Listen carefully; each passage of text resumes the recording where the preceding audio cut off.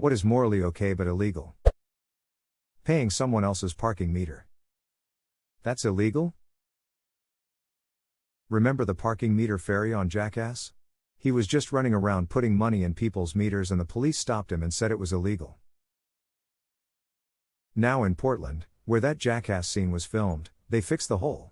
They first upgraded to a kiosk where you buy a slip of paper to put in your window, which is only valid if placed inside the car, so you can't feed people's meters. That also meant no more meter with time remaining on it from the last guy, but some could leave behind their slips with its printed expiration time. Now they are switching to meters where you pay the box and enter your license plate number, and get no receipt. When you leave with time remaining that you've paid for, the city can sell that same spot to 2 or more parkers at the same time. Our city uses an app now. You put in the number for the parking space, enter your vehicle information, then tell them how much time you want to use the space for. I think it has a minimum of 1 hour. You pay using a debit card. I actually like the system because I rarely carry cash, so it's great to be able to pay with my card, and if I find I'm running out of time, I can refresh it from the app without rushing outside to my vehicle.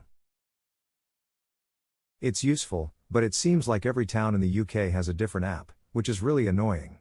Most places still accept coin payment, so I find it easier to pay that way than downloading an app, filling in the form, entering card details etc., every time I park in a new place.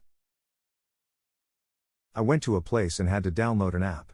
The place was in a dead zone. People were walking up to the dead old ticket machines, then walking around trying to get their phones to find a data signal. I got one, tethered my boyfriend's sister to me so she could get it and we were finally able to pay. Kinda crazy how hard it was.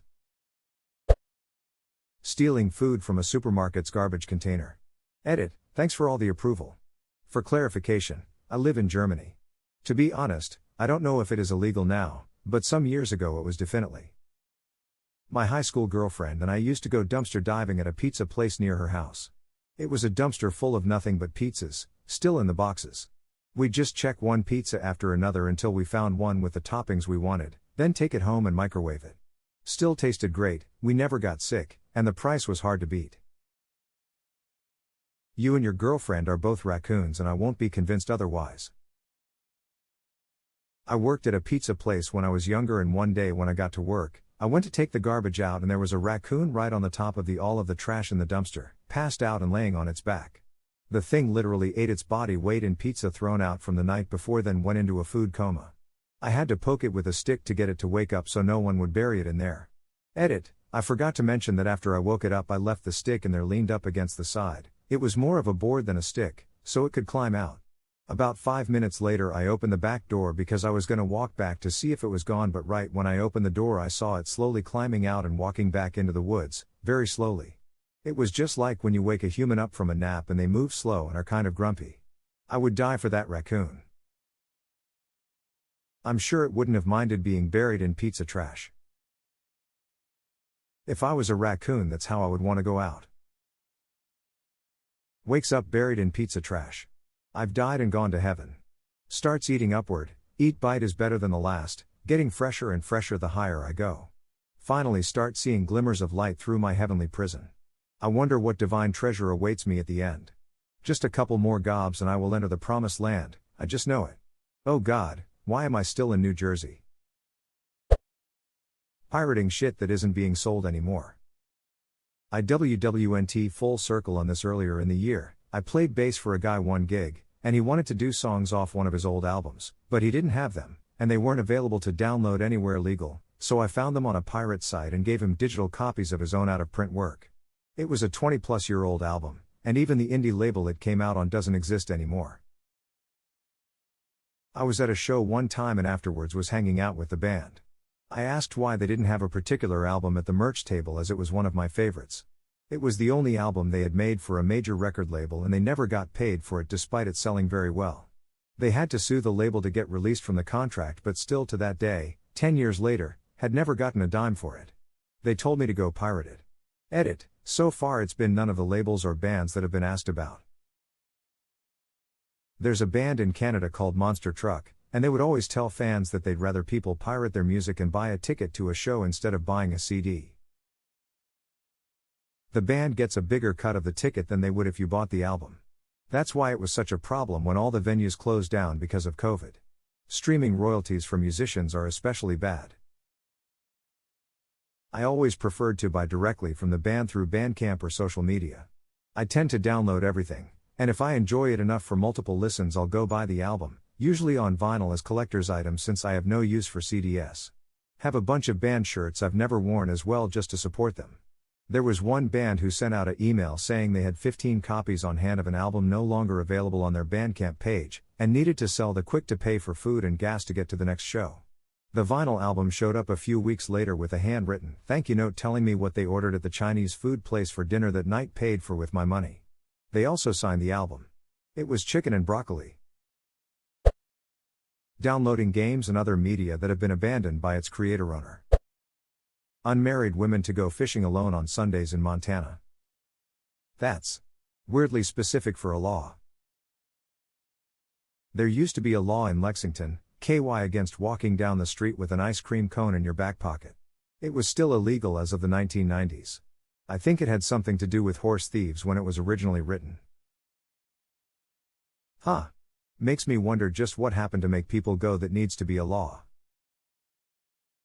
So if a horse ended up in your property, you could claim it. You weren't allowed to physically take the lead and lead it. Put an ice cream cone in your back pocket and entice the horse to follow you to your property with it. You technically did not physically lead the horse to your property. Edit, my phone does not like the word horse. Couldn't you just use a different food that horses like? I suppose, but I imagine, thanks to the sugar of the ice cream cone, was particularly effective in getting a house to follow you and would stay in your pocket better than other things you could use. Your phone isn't going down without a fight, apparently. You know, I'm not even gonna edit it this time.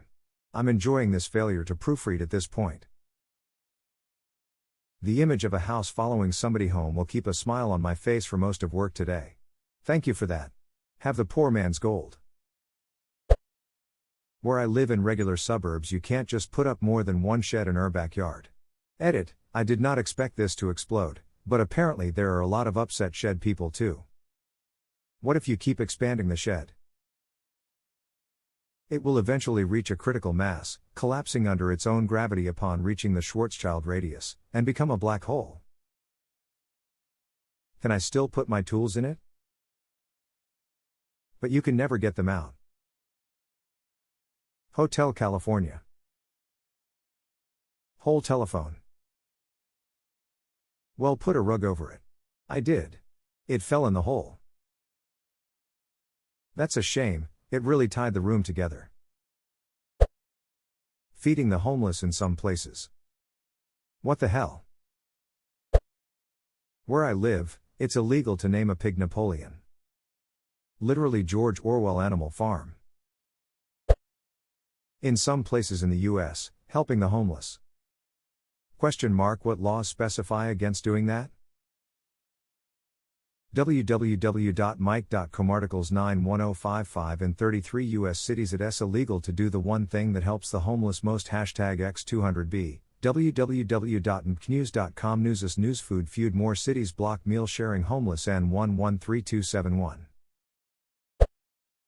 Buying liquor on Sundays in many parts of the U.S. They're called blue laws and they're still on the books in many U.S. states and counties. Minnesota was on Sundays except 3.2% beer until a few years ago. Wisconsin was 36 minutes away. Canadian here, visiting Roswell, NM once on a Sunday. Went to a couple of convenience stores but found the beer coolers were blocked off. Clerk said it was to promote family values on Sundays. She directed me to a truck stop up the highway, just out of city limits, like maybe 100 outside of limits, that was not subject to the ordinance. When I got there it was Grand Central Station, it was so busy. Location, location, location. Coincidence? I think not. There are random liquor stores in the middle of nowhere all over the US. Some counties are still dry from Prohibition times, and people will just open a liquor store on the other side of the county line in a wet county. Might not be anything around for 10 miles, just a shitty building and a bunch of booze. The Jack Daniel's distillery in Lynchburg, TN is located in a dry county.